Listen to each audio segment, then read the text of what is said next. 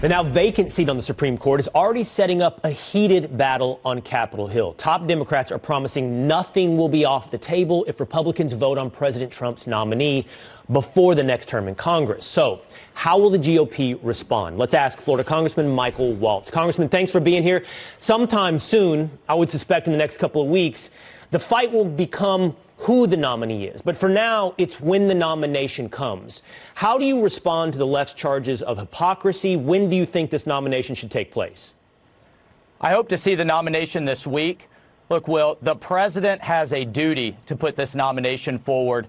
This is why our voters, I was just with a great group of Florida Republican voters yesterday. This is why they put the president in office to a large extent. It's certainly why they put Republicans in the Senate. And we have a duty to move this nomination forward. Let me ask you about a foreign policy issue also this morning, and that is the U.S. has reimposed snapback sanctions on Iran, according to Secretary of State Mike Pompeo. Tell us what this does for the United States. Well, it keeps up the maximum pressure campaign on Iran. This is in response to the fact that the UN right now, with the Chinese and with the Russians in their voting on the Security Council, is refusing to keep an arms embargo on the world's largest supporter of terrorism. The Ayatollahs there have pushed their agenda, pushed terrorism all over the Middle East and all over the world. And we have to keep the most advanced Chinese weapons, the most advanced Russian weapons out of their hands. This will put in place what Secretary Pompeo is talking about, is putting in place the snapback sanctions, the fact that the Iranians continue to build missiles, they continue to weaponize, they continue to march towards a nuclear weapon. Right now, they are on their back foot.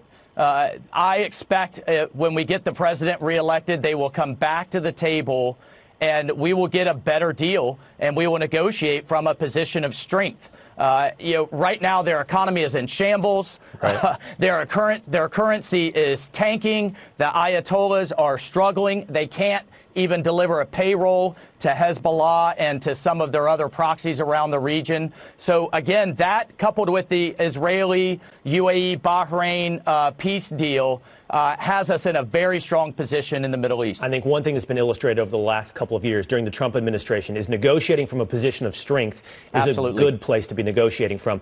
Give me just a moment, Congressman, to set up this story. I find it fascinating. Last week, the Pittsburgh Steelers voted as a team to honor a purported victim of social injustice on the back of their helmets. It was a man who was suspected in a drive-by shooting. One member of the Pittsburgh Steelers, Alejandro Villanueva, chose not to do so, and he put the name of a fallen U.S. soldier, Alwyn Cashe, on the back of his helmet. This put the story in the spotlight, Congressman.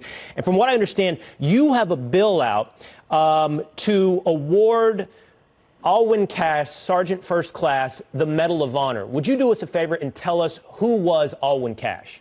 Well, I want to salute Alejandro Villanueva for stepping up. These are the types of heroes that we need to be celebrating. He's a former Ranger and a West Point grad and a great player.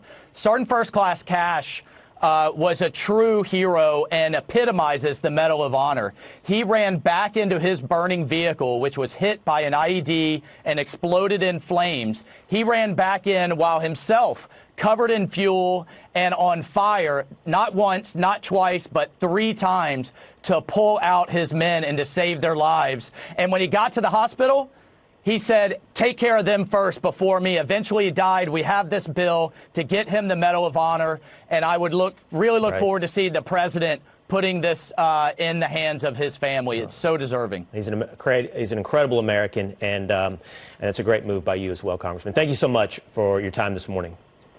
All right. God bless. Thanks, Will. Take care.